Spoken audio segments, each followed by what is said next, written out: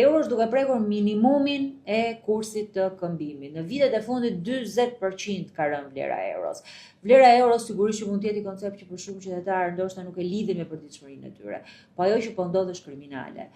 Vlera e euros po ndikon në çmime, po ndikon në eksporte, po ndikon në punësim, po ndikon tek bizneset shqiptare dhe çdo retorik që qeveria shqiptare mund të bëj për të nxitur eksportet e për të stimuluar sektor është e kotë. Prej zhvlerësimit e euro sot dy sektor kryesor, ai prodhimi të fason, po njëkohësisht bujqësia janë në kolaps total.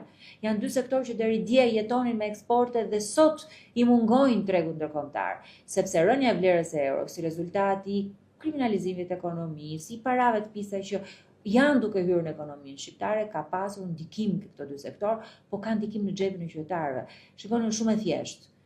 Zhvlerësimi i euros bën të pamundur që produktet shqiptare të dalin jashtë, bën të pamundur që fermerët të kenë një të ardhur shtesë, bën të pamundur që biznesi fason të mbajnë 175.000 punonjësit në punë.